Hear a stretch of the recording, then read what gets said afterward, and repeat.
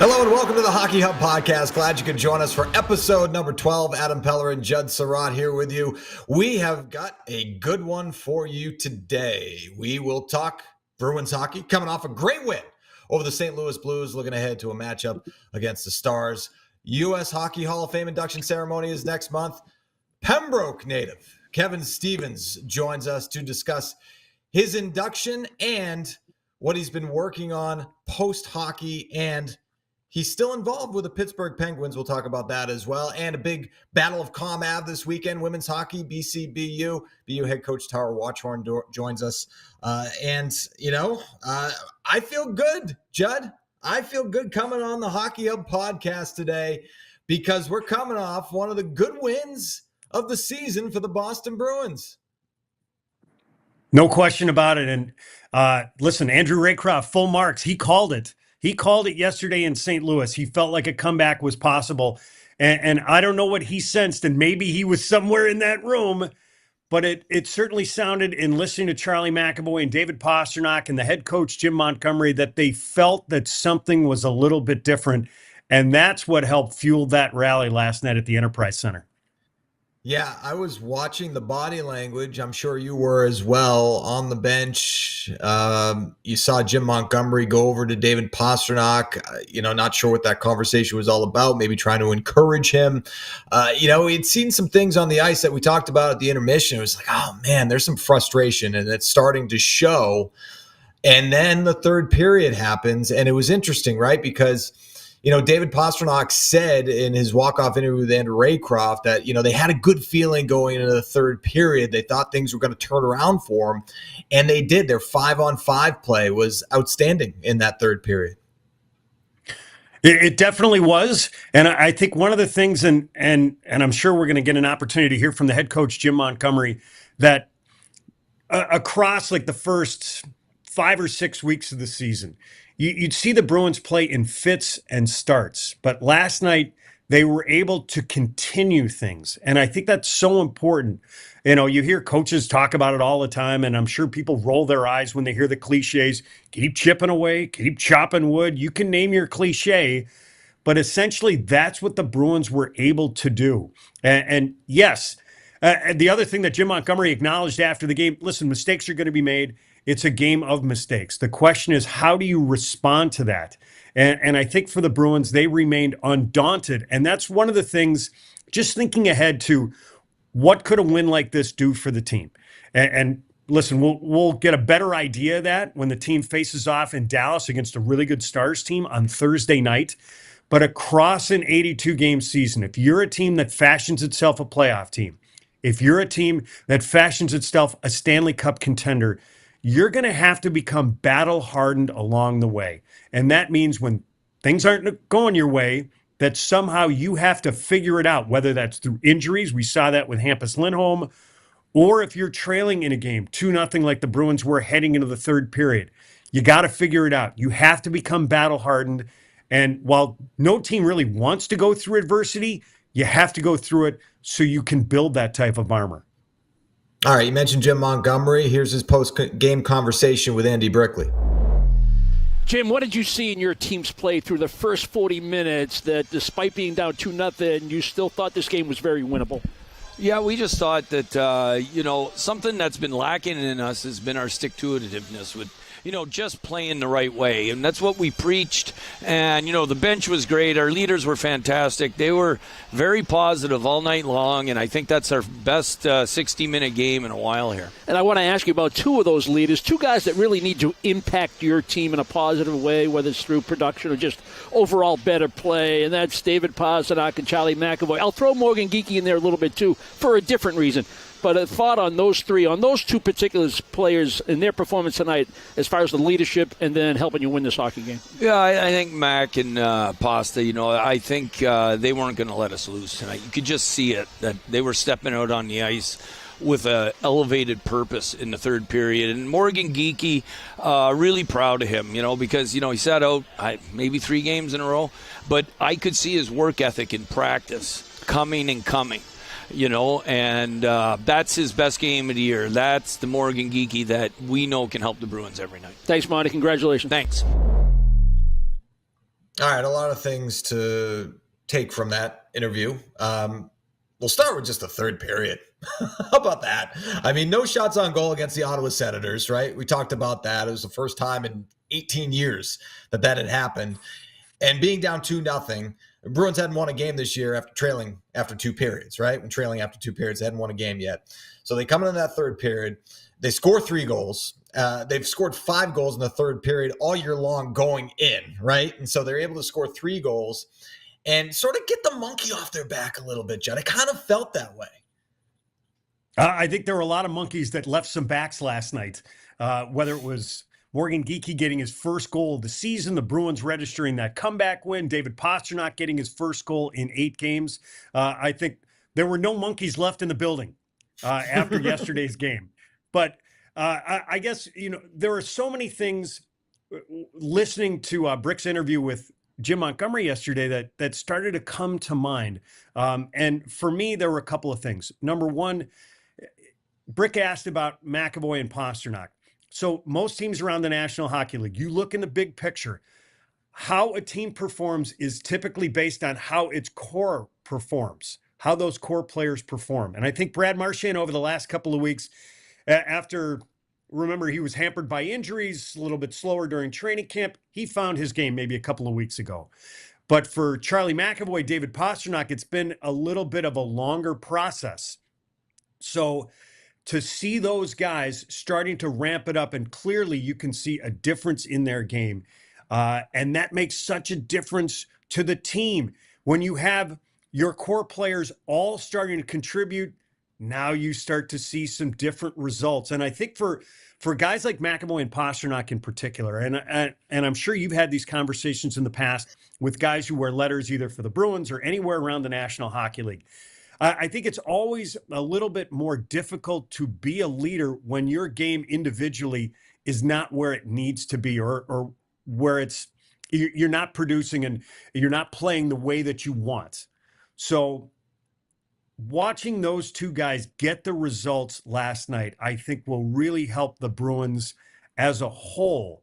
The way they feel about their game, the type of leadership that they can get, the type of production that they can get from those players moving forward. I think that those were a couple of things that really came to mind, and we can obviously touch on a guy like Morgan Geekie, and Brick and I brought it up in the open last night. He and guys like Trent Frederick were sort of at the heart of what made the Bruins successful last year. And to see him get on the score sheet, hopefully that, along with the team's game, gets jump-started by the performance in St. Louis. Yeah, it's almost like imposter syndrome creeps in, right? If you're a leader and you're not performing and you try to lead by example and you try to let your play do the talking and that's not working, it can have, it's human nature, right? It's human nature. And these guys, yeah, they're professional athletes. Yeah, they're mentally tough. But you get to a point where it's just like, man, you start to overthink it a little bit. And you've heard that a lot from the Bruins in the room as well. In terms of Morgan Geekie, yeah, I just felt happy for him, man. Again, just the human side of it, right? You're coming off a career year, you're coming into a contract year, and you get off to a start like this. He and Trent Frederick, and so to see Geekie score last night, it had to have been great for him. And that line together, it's going to be interesting to see again, moving forward what the lines look like. But Jim Montgomery had said that they had some level of success last year with Pavel Zacha, Morgan Geekie, and David Pastrnak, and last night they had a lot of success as a line. Over 10 minutes of 5-on-5 time. And 7 high danger chances. So that's a good thing, if you're looking to build moving forward. And David Pastrnak, right? 10 shots on goal last night, Judd. And he said to Razor in the walk-off interview, he said, I passed up some opportunities in some previous games. I didn't do that tonight. And so as a result, 10 shots on goal and the game-winning goal. So you love to see that. Absolutely. And with a guy like Morgan Geekie, one of the things that he told us yesterday, Adam, when we had a chance to talk at the Enterprise Center in St. Louis, is that I've tried to step back while he was a healthy scratch and take a look at my game through a different lens. And I think one of the things that I'm sure you know about a guy like Morgan Geekie, and if you talk to the teams that have had him, whether it's Seattle or Carolina, he's a guy who's a thinker, and he takes these things really to heart. And I think for him to sort of step back, try and simplify things, and move past whatever struggles he's had here in the first month of the season, you could see how much it meant to his game. And Jim Montgomery said in the interview, I could see it coming in practice, the way he had been performing. So that's a good thing. And he has a very good relationship with David Pastrnak and Pavel Zacha. I'm sure you had this conversation with Geeks in the past. So they connected last year, and in part it's because they both had very young families. Morgan Geekie has young kids. David Pasternak's got a newborn. So they ended up spending a lot of time together. And I always think it's interesting, like Geeks doesn't call him Pasta. He calls him Dave. It's Dave. And I think he's the only guy on the team, or the only guy since I've been with the Bruins in 8 years, who calls him Dave. He calls him Dave. But they, because of the families and because they spent some time together, they have a little bit of a connection. And I thought Brick made a really, really good point last night when he set up the Geekie goal. So Pastrnak at that point had fired 9 shots in the first 2 periods. And the Blues thought, he's shooting the puck. And that's the way they defended it. So they took their sticks out of the lane, and Pastrnak saw it and sent it across to Geekie, where he scored. Yeah, expect nothing less from Andy Brickley making those observations in game. And so David Pastrnak, by the way, 7 assists in 8 games, I think, for Pasta as well. So, yeah, while he wasn't finding the back of the net, he was producing in other ways. But, and you mentioned with Brad Marchand, the 3 off-season surgeries and the slow start to training camp, and now he's starting to round into form. And again, it's not the same thing, but David Pastrnak, again, the report came out about the injury at the World Championships, had to deal with that as well. So, you've kind of seen, maybe with the exception of the Ottawa game, and Barry and Billy and I were talking about it, Pasta has looked a little bit different over the last week or two. And you can tell by the way he's moving his feet. When he has the puck and he's moving his feet, he is so dangerous. I think the other thing that kind of crept into the Bruins game, whether it was David Pastrnak, Charlie McAvoy. So, listen, the Bruins didn't like the way things went against the Ottawa Senators, not having a single shot in the 3rd period. There's something about a little bit of desperation. You can mix in whatever adjective that you want, and the Bruins lose Hampus Lindholm, he was one of the guys Jim Montgomery said he's one of the few guys who has some offensive confidence on our team right now. He gets hurt by blocking a shot in the 1st period in St. Louis. So you mix in the fact that the Bruins are down 2 on the road. They lose Hampus Lindholm, one of their key defensemen on the back end, and you add a little bit of desperation to the team's game. And what does it bring out? It brings out some of the skill in this team and what they are capable of. Take that a step further, Judd. They failed to convert yet again on the power play, right? So you got that in the back of your mind as well. We've talked about it. It does affect the 5-on-5 game a little bit. And then allowing the power play goals as well. I mean, a St. Louis team that hadn't scored at home on the power play this year, and they allowed 2. And so that's going to be in the back of your mind. And so you add that on top of everything else going into that 3rd period, you're able to come back and win. Hopefully that's big for this group moving forward. Now, as you look ahead, you got the Dallas Stars tonight, and we all know what happened at the Garden. The Stars with a 5-2 win over the Bruins, including those 3 power play goals in the 2nd period. It's something that Barry Peterson at the time called one of the worst periods of hockey he had seen in that building. And so you have that matchup on Thursday night. And, this is going to be a great test for the Bruins. Really excited to see how they can build. Hopefully they can build. We've talked about that a number of different times over the course of the season. Maybe they can build off this win. Maybe they can build off that one. Well, I'll say it again. Maybe they can build off this win in St. Louis. That's one of the things that we're going to be watching. Is this a springboard? Are the Bruins through this period of adversity? Jim Montgomery had mentioned, maybe it was about a week or 10 days ago, he said, listen, he understood that the Bruins are going through a patch of adversity. He said, we're going to be a much better team when we get through it. Are the Bruins coming out on the other side of that? That's one of the things that we're going to have to watch against the Dallas Stars. And it is going to be a real test. This team will have the Bruins' attention. This is one of the elite teams in the National Hockey League. Got a lot of guys and a lot of weapons a really good defensive team. The Bruins have often played really well in Texas. Thinking back to last year's game, Mason Lohrei, Johnny Beecher got their first career NHL goals in that game. And if I remember, it was Jeremy Swayman who outdueled Jake Ottinger in that game, and the Bruins snuck out of there with a 3-2 regulation win. And I would expect that we're going to have a burner on Thursday. Yeah, a couple of years ago, too, the siblings trip, right, where they had Dallas and Nashville on the docket. By the way, oh, man, what a trip that was. And what a couple of great cities, especially the latter in Nashville, to have the siblings trip. They had a good time, and they were successful on that trip as well. And that Dallas game was one of the good wins of the year. And we're talking about a historic regular season that the Bruins had, an overtime win. And, Dallas, these two teams have played, a lot of tight games over the years, with the exception of the last one at the Garden that went in favor of the Stars. But yeah, in terms of the Stars, I mean, they're perfect at home this year. They have technically one home loss, which was in Finland to the Panthers. Over the last 5 games, they're 2-3. They got losses to Winnipeg and the 2 to Florida.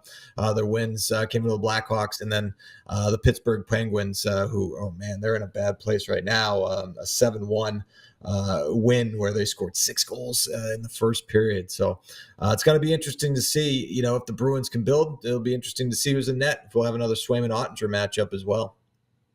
And we'll see who the Bruins opt to call up from Providence to try and shore up the back end.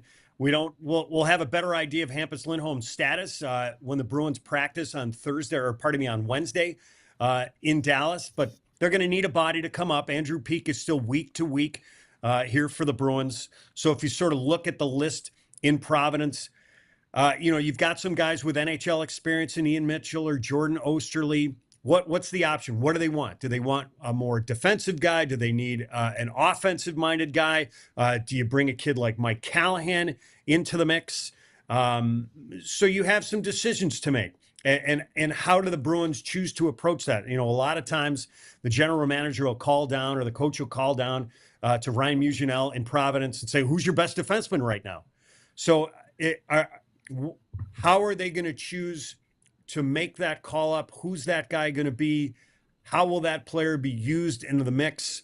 Those will be some of the other storylines that we should watch when the Bruins face off in Dallas. No question about that. For more on the Bruins and the biggest trending news in the sports world, check out Boston Has Entered the Chat, hosted by George Bellecci and Travis Thomas, available on YouTube, Spotify, Apple Podcast, Amazon Music, and wherever podcasts are found. Now, Judd and I had the opportunity to talk to Kevin Stevens, Pembroke, Mass native, set for induction into the U.S. Hockey Hall of Fame in Pittsburgh on December 4th. A star at Boston College, a 2-time Stanley Cup winner with the Penguins, including back-to-back 50-goal seasons, part of a 15-year career. Here is our conversation with Kevin Stevens. Well, Kevin, thanks so much for joining us. Congratulations on your election to the U.S. Hockey Hall of Fame, getting set for induction into the U.S. Hockey Hall of Fame next month. What does the honor mean to you? Yeah, thanks, guys. Yeah, it's a great honor. It was something that I wasn't, looking forward. I wasn't looking toward it because, I think I played my last game in 2000, so it's 25 years ago. So I think I'm a late inductee, one of those guys.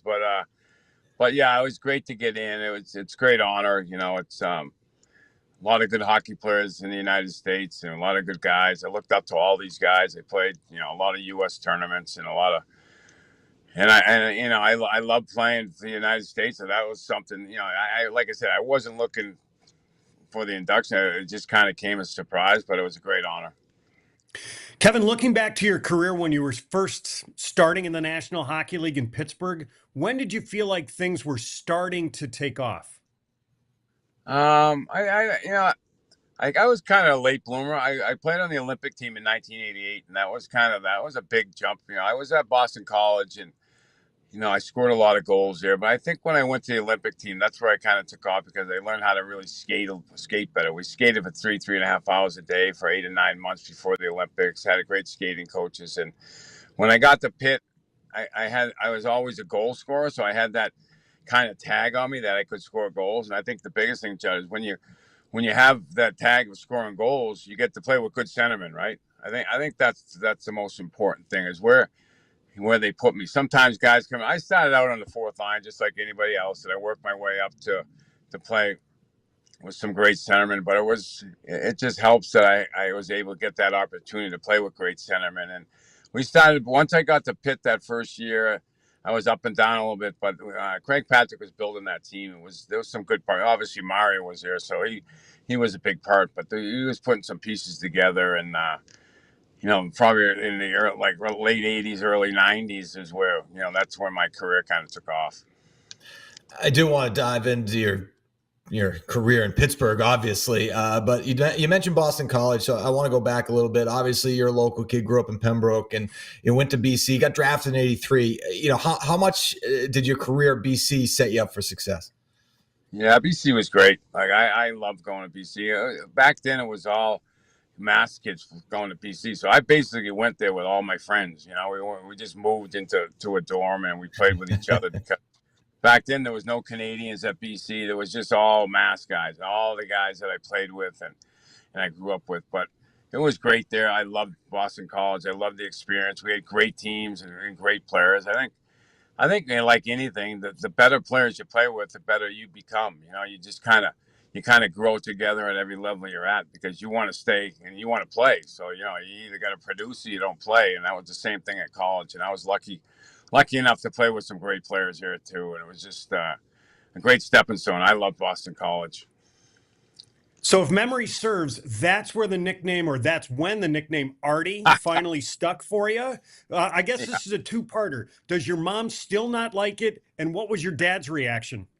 Yeah, my mom never liked it. That was kind of like, she named me Kevin. She thought Kevin was a pretty good name. He said, Artie's not the name she was looking for, but it was an easy thing. It stuck, man, to that stick at Boston College. I think Neil Shea gave me that name, and it's just I think it's just an easy name to say. It's stuck, and I don't know. It's crazy. I don't know why. That's what everybody calls it. But people I don't even know start calling me that, Judd, that's when I know I'm in trouble,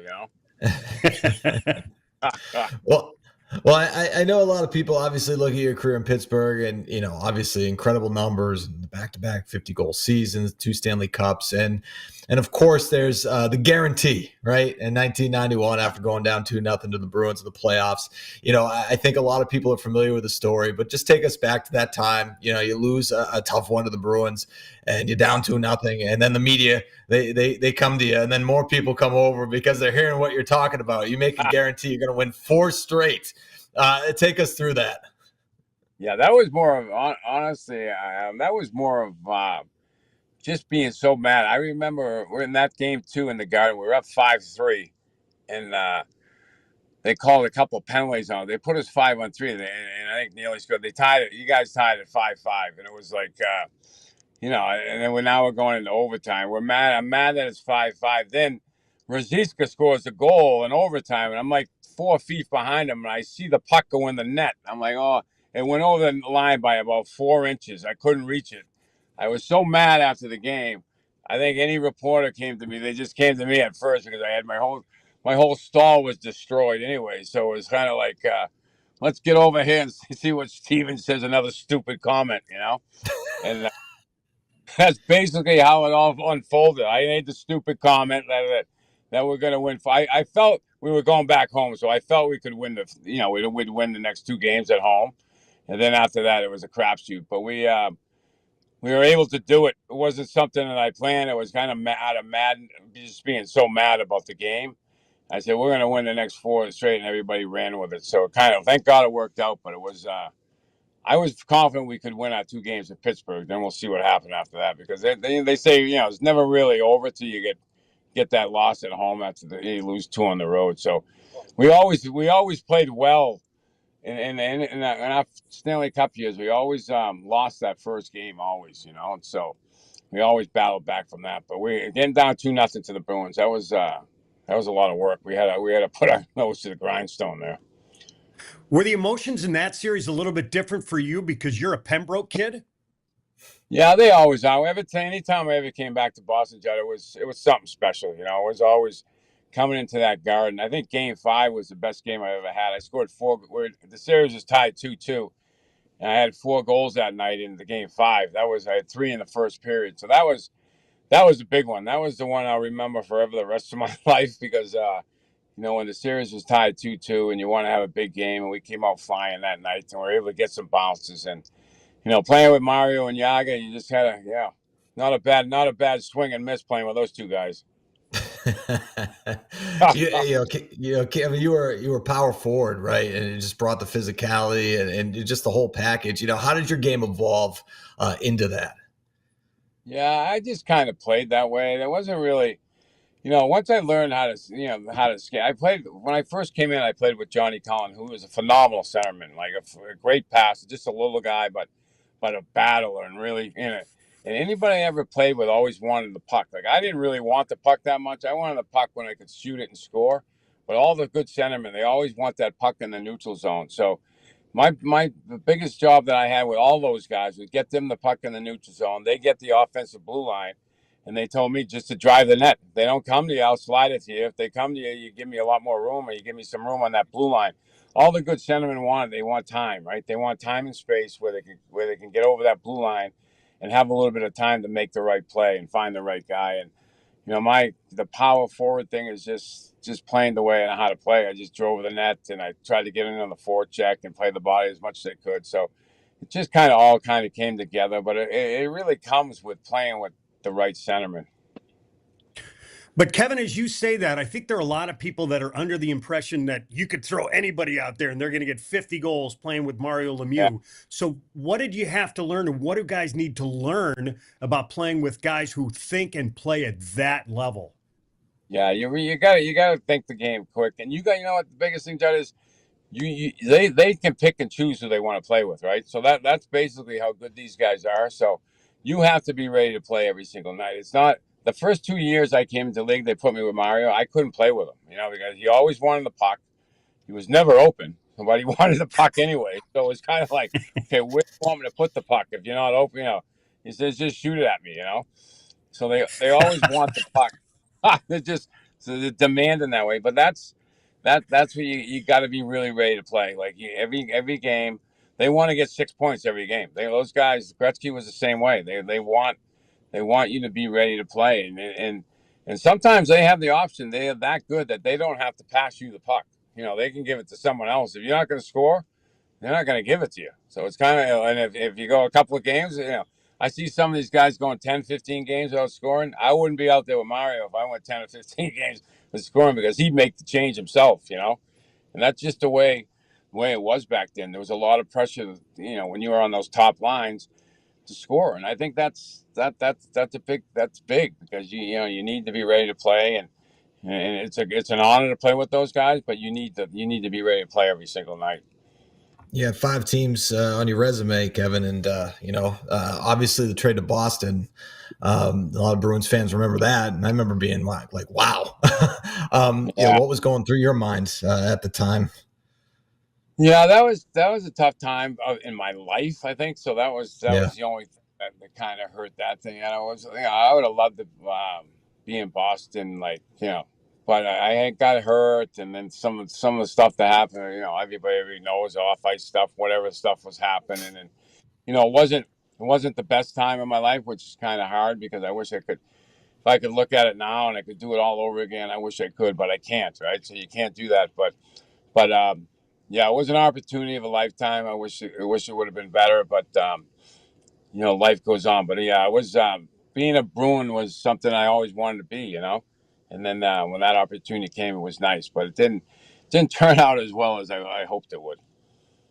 Kevin, I guess with that in mind, even though that season didn't work out the way you wanted, was there a story or two that you enjoyed playing with guys like Raymond Bourque, Cam, Adam Oates, all those guys?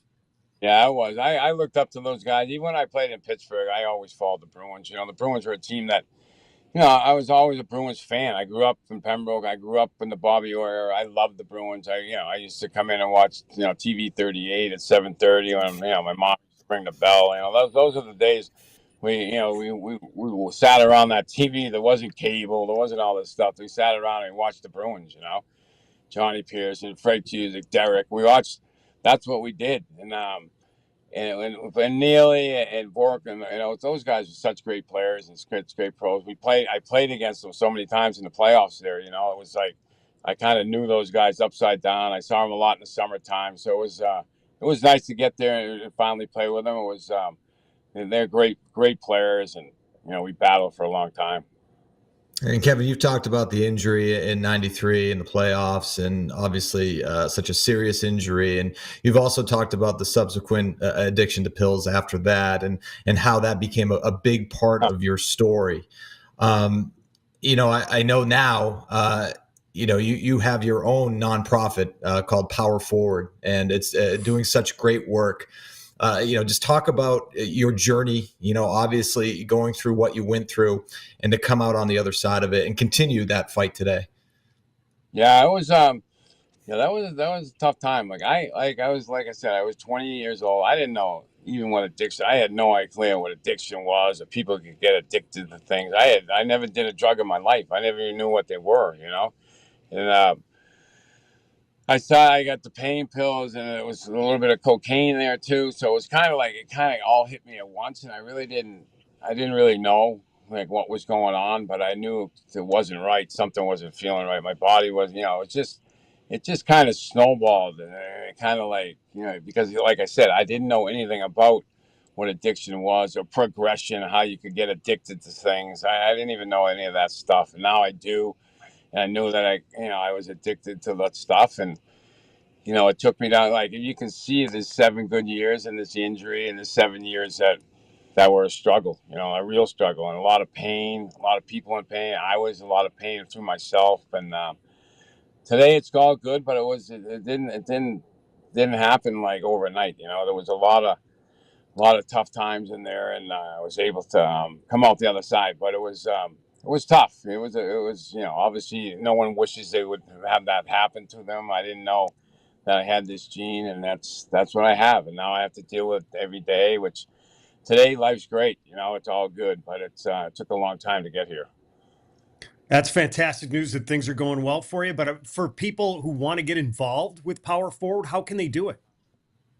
I have founded powerforward25.com. It's our foundation is, we help people with, I thought the most important part is when you went to treatment, obviously you go to treatment for 30 or 60 days, and when you get out, where you go, where you were going to go. Most of the people that go into treatment lose everything. They don't have their families, they don't have any money, they don't have anything. So I thought, what our foundation does, we pay for people that come out of treatment, and we pay for them the 6 to 8 weeks to go live in a sober house to get their life back on track. And I thought that was, for me, that was a big part. I always came back and played hockey, and it kind of it was tough because it was if you go back into those same situations that you left in, most likely you're not gonna move forward. And I think that's, for me, it's very important that we help people that get out of treatment and help them find jobs and get them on the right foot, and hopefully we can help them that way. How important has your family support been during your journey? I know your sister is the CEO of Power Forward as well.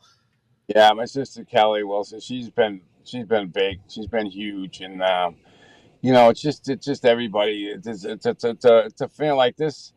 Everybody knows nowadays what addiction, how everybody has someone they know that's affected with this disease, and it's not easy. It's a feeling like your family pays a big price. My family paid a big price. All the people my kids, everybody that was involved around me, kind of gets hurt a little bit, but it's important to have a great family. I have a great family. I'm so lucky that way, and I have a lot of support, and people. A lot of my friends I played hockey with. Everybody is always there for you. And that's one thing that I really cherish my friendships now. It's because when you get stuck in addiction, it's your friendships. It's hard because you're out there alone. You're not the person that you were, and it's nice to be back to where I was, and have all those friendships back, and I have a great family. I'm lucky.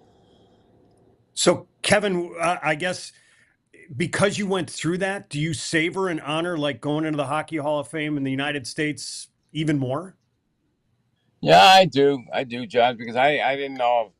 Who knows what's going to happen with that stuff? I know if I didn't get stuck in addiction, I know I knew what I could have become and what I could have been. But woulda, shoulda, coulda, right? That's what a lot of people have that, and I can just live today. And I'm very happy I got selected to go into the Hockey Hall of Fame. A privilege to be chosen, and I just take one day at a time, and that's how I live today. And life's good. And like I said, I was honored to get the call to get into the Hall of Fame.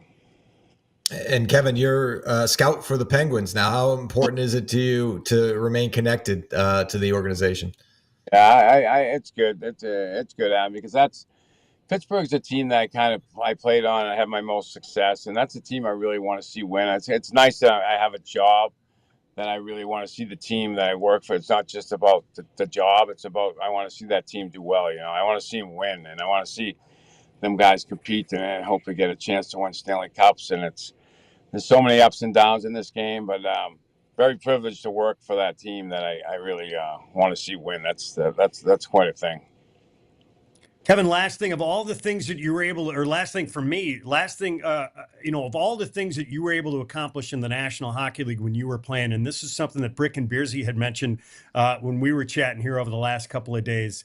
I think you might be the only guy to have 50 goals and 250 penalty minutes in a season. Where does that sit for you? Oh God, I had a big mouth, and I got out there. I got out there at all the wrong times. I think a lot of those back in the day, you guys know, you got in a fight at the end of the game. You got a 5-minute fight, you got a 10-minute misconduct, and you can pick up 25 minutes pretty quick, right? So I was out there a lot of those games. We used to play a lot of back-to-back games, and there used to be those 5-on-5 skirmishes that the ref just took every number and threw everybody out. So it was kind of like one of those things that happened a lot. But it was. Yeah, I was scoring a lot. I was sitting a lot. That was an interesting year. I was in that box probably a little too much. The coaches didn't want me in there that much, but it was. But that's how I played. I kind of played that game. I had to be into the game. I was a very high strung type of player, so it was. I played on a lot of emotion. I did some things that probably weren't great, but I think it turned out I needed to play that way. Well, as a kid, I loved you because you're from Mass. You're one of us, but I hated you because you beat my Bruins. But that's how it goes sometimes. But I do want to congratulate you again. What an honor being inducted to the U.S. Hockey Hall of Fame. By the way, in Pittsburgh too, right? Which is kind of cool, right? Yeah, to be able to do that. So, congratulations on all your success. Respect everything you're doing with Power Forward, and thanks for coming on with us. Really appreciate it, Kev. I appreciate it, guys. You guys keep up the great work, too. I listen to you guys every night. Keep up the good work. You guys do a great job. Thanks, Artie. Congrats to you. All right, Judd, we'll let you go as well as you get ready to call the game between the Bruins and Dallas Stars. From Simone Biles to Caitlin Clark to all the top stories in sports, we've got you covered on NESN's Women in Sports podcast, Respect Her Game. You can find it on YouTube, Spotify, Apple, Amazon, and wherever else you get your podcasts. Looking forward to the Battle of ComAv this weekend. Women's Hockey East action between BU and BC, and Natalie Noury caught up with BU women's hockey head coach Tara Watchorn. And it's always great to be joined by Tara Watchorn, head coach of BU women's hockey, second season as the head coach too. I guess we can start there. How does it feel to have the first season in the books, coach? Well, it feels great. And we've been saying it all year, just to get to have a year 2 with our program is awesome. We know the players a little bit more. We feel like we knew what the team needed, and we could hit the ground running even quicker and not have to feel like we're onboarding an entire group with the brand new staff, being able to make adjustments and learn from year 1. So it's been a lot of fun so far. Yeah, you talk about hitting the ground running. I feel like that's exactly what the team did this year. You have a 9-3-1 start overall, 7-1-1 in conference, which is great. So in the last 9 games, 8 wins and a tie. It seemed like after the Minnesota series, your team kind of took a turning point. What do you think contributed to that and just the hot streak we're seeing? For sure. I think it did. It started with our preseason. We looked at ways that we can upgrade our game. We focused a lot on contact, a lot on our compete. This might be the most competitive I've seen a team practice for this amount of time.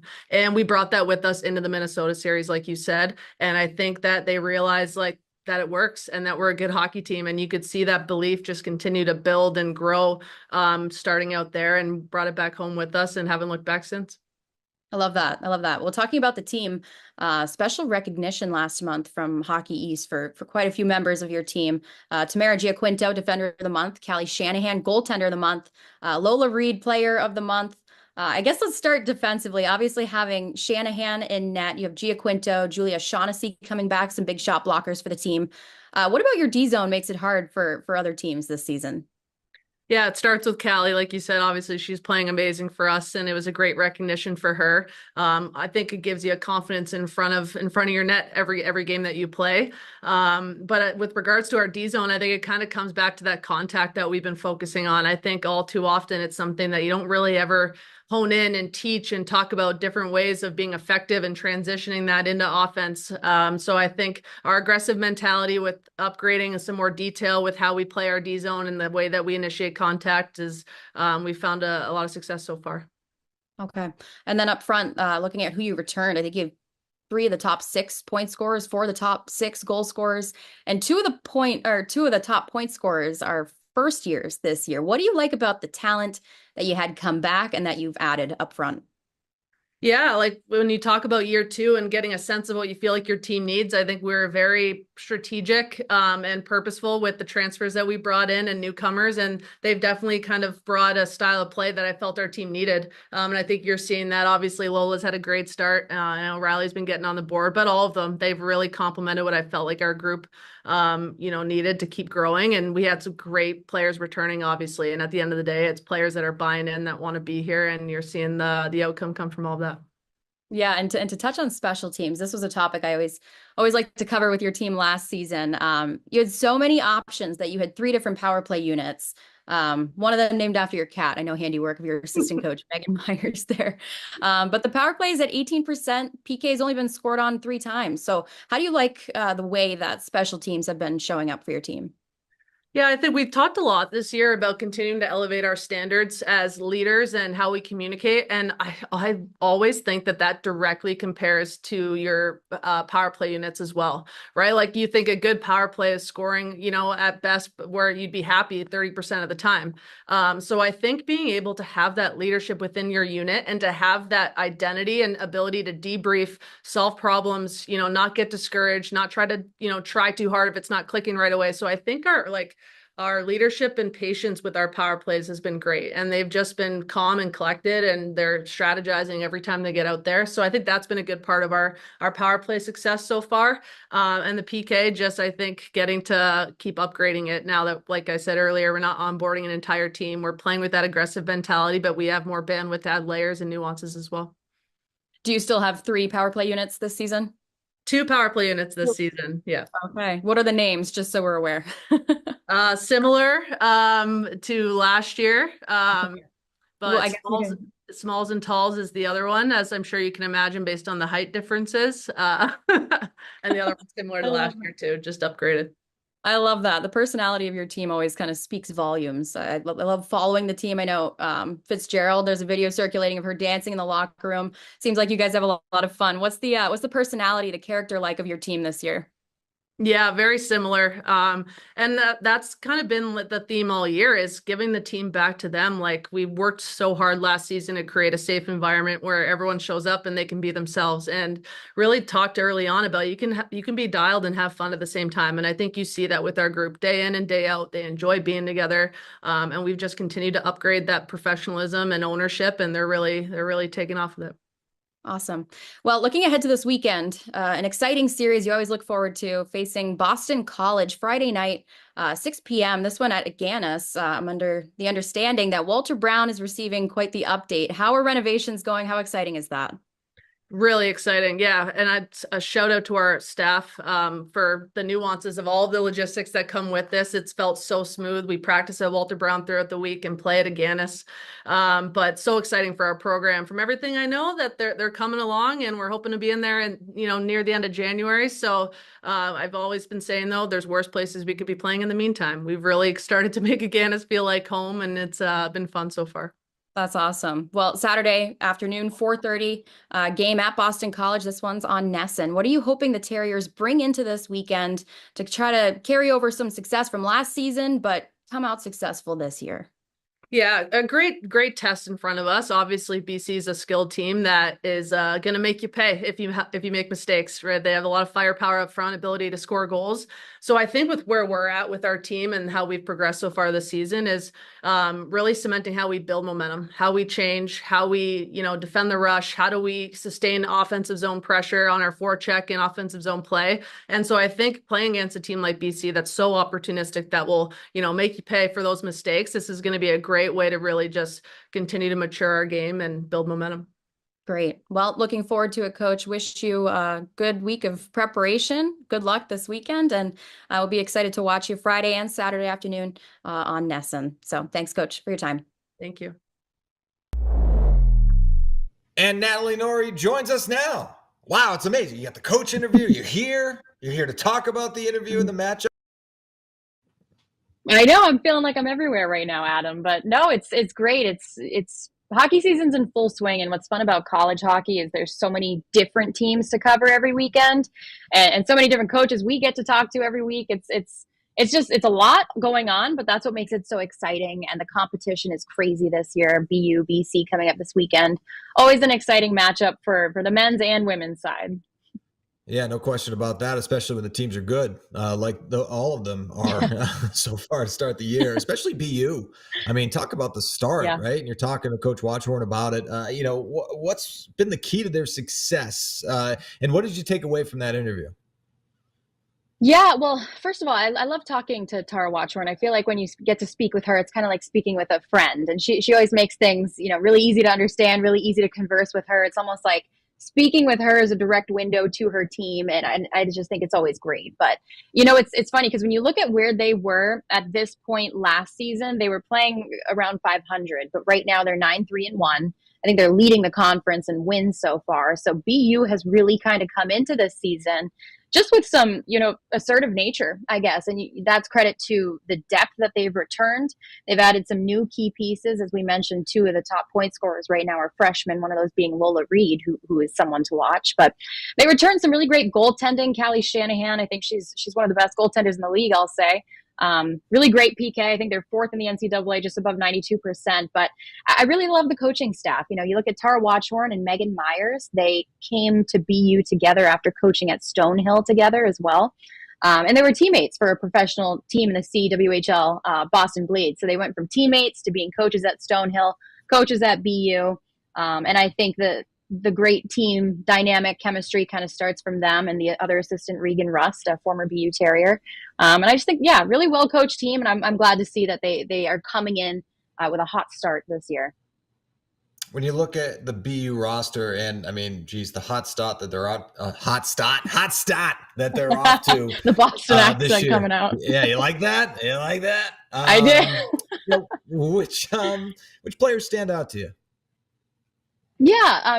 Well, I mentioned Lola Reed, and what's really cool about, I always love seeing freshmen come in and just like take off, hit the ground running, hit the ice skating, whatever you want to say. But yeah, she's done a really nice job. I think she's leading scoring in Hockey East right now. And then she's 6 feet tall. It's always fun to see, when a tall female can step on the ice and really make some incredible hockey happen. When you look at where she came from, she played at Shattuck St. Mary's. I think she had over 30 goals in the past 3 seasons each. So she's a goal scorer. So they're bringing that element of just someone who can shoot the puck and finish chances.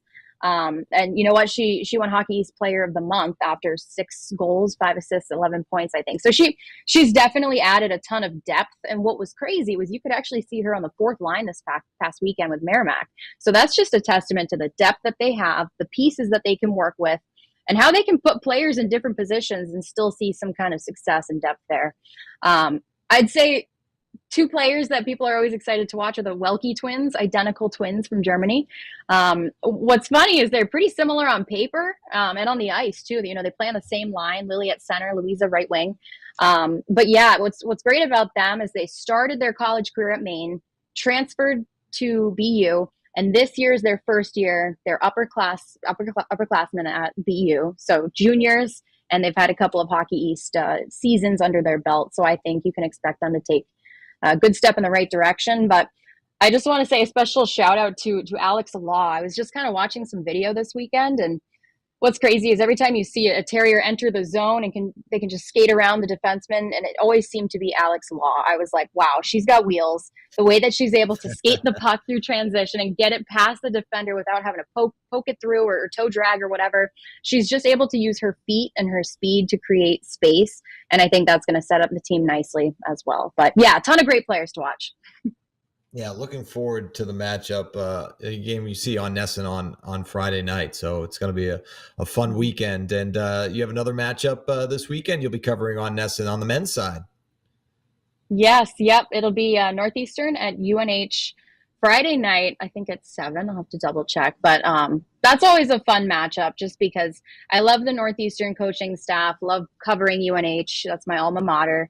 But yeah, I think – these are two really great programs, and I think UNH is at a point where they've struggled to kind of score goals, and I think Northeastern is in a point where they're trying to, with people who they've brought back, find that production as well. So they're just two really great programs, and I think the fact it's on NESN is great because you can watch, you can tune in. But yeah, it's going to be a lot of fun, and they'll head to Matthews Arena Saturday night to finish the series off. So yeah, always a good game to watch when Northeastern and UNH battle it out. Awesome. Natalie Noury, we always appreciate your insight on Hockey East. Thanks so much for joining us. Thank you for having me, Adam. Great to be with you again. Awesome. We'll wrap up episode number 12 of the Hockey Hub podcast. Thanks again to Judd Sirott and Kevin Stevens for joining us here on this latest episode. And make sure you watch us on YouTube, Facebook, Twitch, or listen to us on Apple, Spotify, or Amazon Music, wherever you listen to your podcasts. We'll see you next time on the Hockey Hub.